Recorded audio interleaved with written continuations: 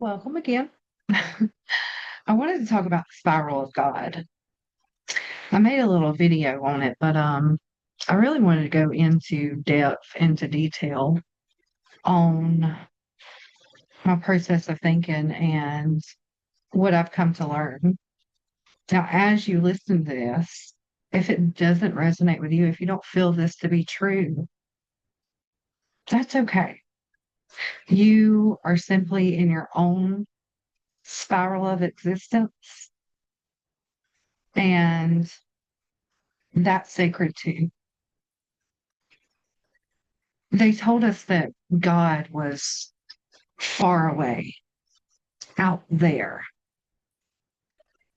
but I feel God in here, moving through me, expressing life through me, winding and twisting and turning like a spiral, right? Not structured and not rigid and not in control, but moving like breath, like DNA. What if the spiral itself is life, is God consciousness, is us? What if? What if we are strands of divine, that path to evolution, divinity, God's evolution, a strand of God's evolution in motion at all times? What if in the beginning was oneness, but oneness alone is stillness? Think about what that would feel like. Think about source energy. It's just there. Stillness. And there was some kind of ache within this stillness. And this divinity, this consciousness, this God source energy was like, I long for something.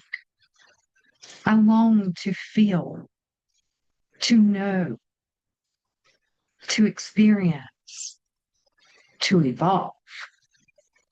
And so it uncoiled, fragmented, the divine fragmentation, and spiraled outwards. This dawned on me the other day. Everything came coming in like this floodgate of information. And there's one part that wasn't clicking for me at that point because I was like, why would consciousness want to experience life through all of us? What's the goal? What's the bigger picture here? Why is that even a longing? Why is that even a desire of God itself? And I thought about that feeling, stillness. And I was like, oh, I was talking to a friend. I was like, oh my goodness, that stillness has a similar frequency to what we, our human selves, describe as isolation,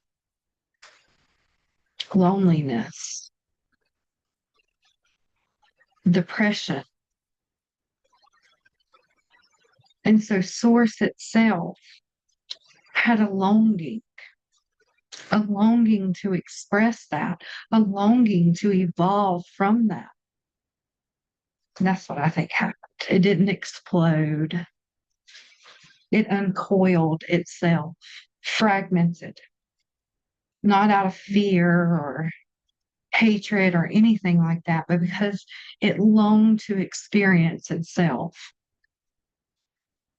not sit in the silence, not as silence, but as sound, as light, as love, as time, as skin and flesh, as you and me.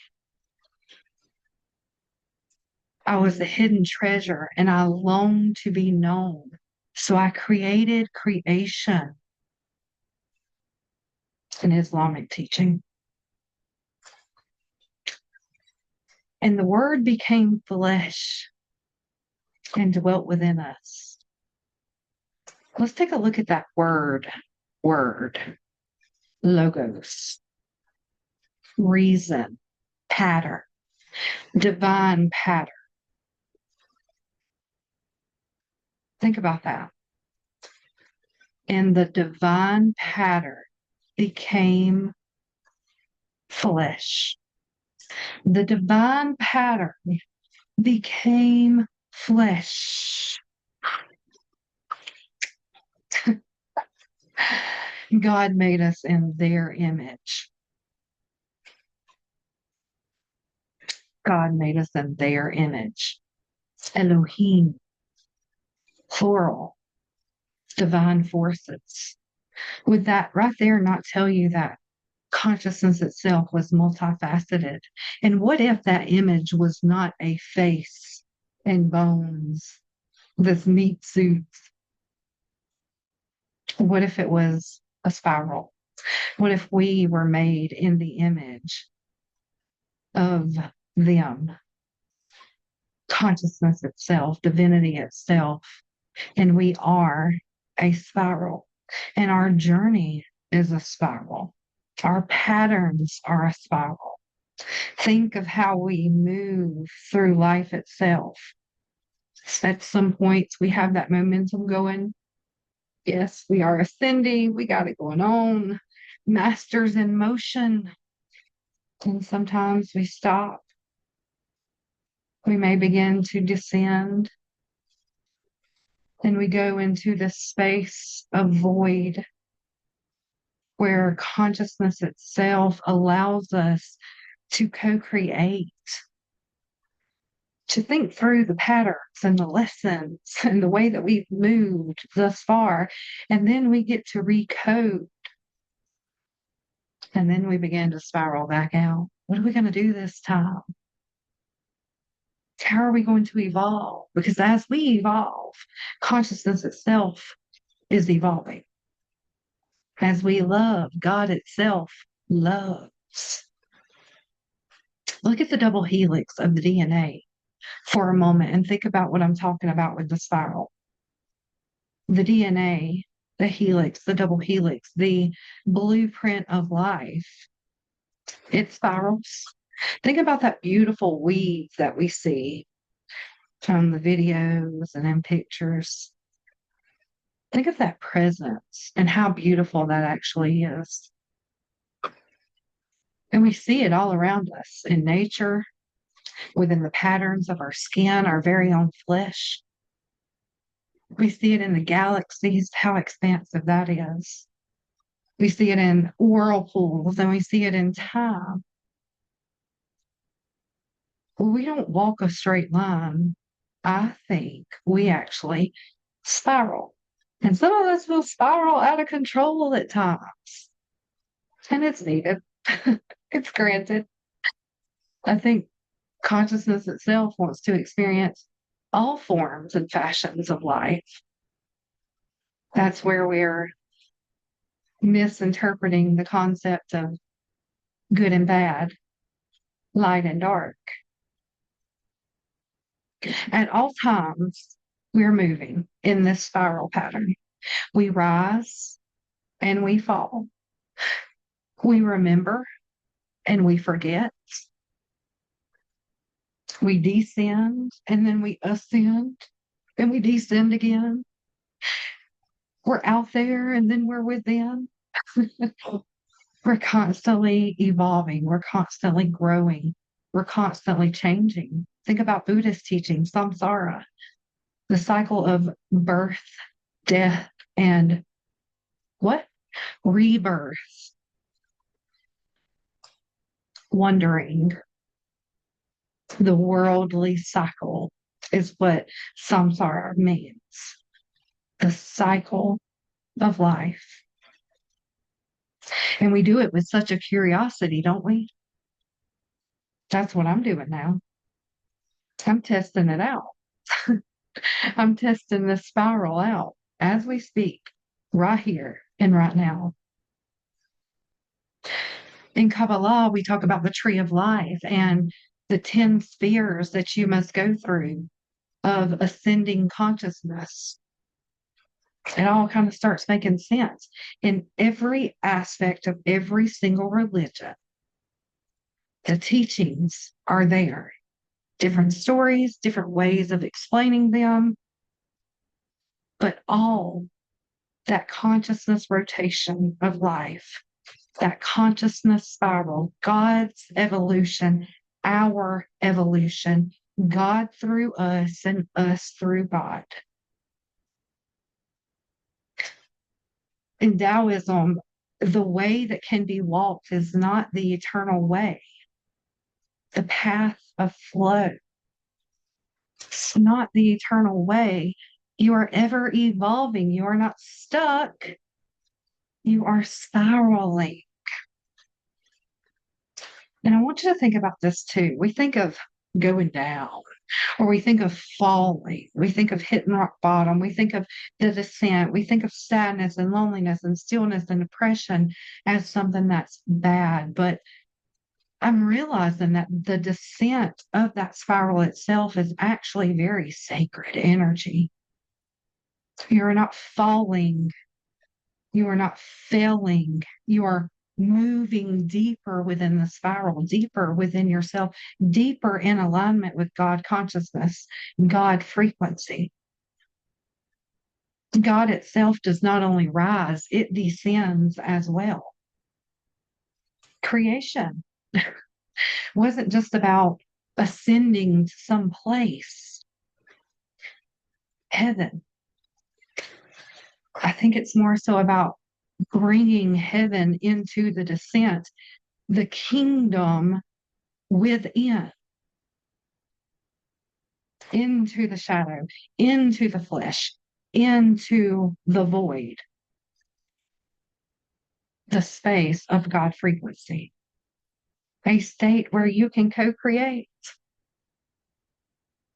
Rumi said, the wound is the place where the light enters you. I'm thinking about a shirt that I have, and it has purposefully little rips in it. And it says something very similar about we're all a little broken. That's how the light gets in. Very similar to what Rumi says. The wound is the place where the light enters you. So when you spiral downwards into the dark, into the pain, into sometimes what can feel like chaos, very much so, you're not lost like we think. And I think that if we start thinking in that way, in a different manner, shifting our perspective to see this is where I walk with God. Oh my gosh. This is where I take a look and analyze things. This is where I co-create. That's where that whole we create our own reality comes from. But nobody ever wants to tell you how to do that other than let's manifest. And sure, that's good. That's great. But to be able to take it in a deeper level and an inner standing in the core of you, that in this state, you are in co-creation. Who's to say that every time you don't go into a state of meditation, that you are not descending and dropping into the void, into that space, you and divinity itself, lingering in that co-creation, in that consciousness, in that God frequency. And you'll find yourself saying, this is what I want to manifest. And as you begin to come out of that and you start to spiral through life, you begin to change patterns. You begin to walk in a new way. You begin to speak in a new way. You begin to love in a new way. You become love itself. And no wonder your manifestations come true. No wonder the universe is like, here you go. This is what you asked for. You made it happen. because you realize that God breath moves through you. You learned how to drop into that state of stillness, walking with God into the place where the patterns get rewritten, recoded, co-creating new patterns. Think back on the DNA again. It doesn't just carry memory, right? It can be rewritten. We know that. Science tells you that. So what if the pain and the patterns and all the trauma that you go through or have been through, what if they never were your prison? What if they were actually some sort of portal to make you see this is what you can actually do? What if the descent into the darkness is where you and God meet to recode the spiral? What you're going to experience as you ascend. You're not here to repeat the wound or the same old lessons or the same old patterns forever. You know that. You're not here to continuously, repetitively go through the same motion. That's where we get stuck on one spinning cycle. We're not ascending, we're not descending, we're not doing it. We just going around and around and around and around and around. I keep going through this. Wow, does this have to what you need to see something in that. You need to drop down into that state of stillness and co-create. You need to say, let this end with me and let something new begin through me. I asked a question the other day as I was in that state of stillness.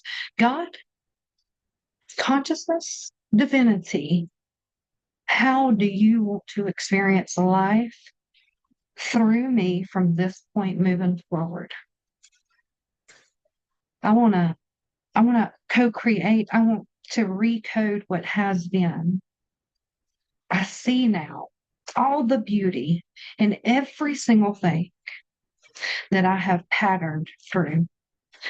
But I'm ready to experience something new. So how would you like to experience life through me? That's what I asked. And that was a rebirth for me. That was a beginning, a new start, a new beginning of source energy itself beginning to spiral through me in a way that has always been there, but now in a way to where I direct. Let me breathe a little deeper. Let me love a little more openly. Let me live life in a whole new way. Let me expand just as consciousness wanted to, just as consciousness is. And so you are not lost. You are not stuck. You're just spiraling. You're just spiraling with God. You're just spiraling with who you truly are. Trying your best to shake that away and remember, you are a living strand of divine consciousness itself. And you're longing for things. What are they for you? Divinity longs for new experiences, new outcomes, new ways to grow, new ways to evolve, new ways to love, new ways to remember. And the way that you do that was never a mistake, and you are not a mistake either.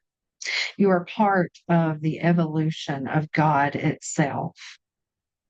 And every descent and every fall and every repetition and every ache that you might feel, it's actually an invitation for you to create something holy, to create something sacred.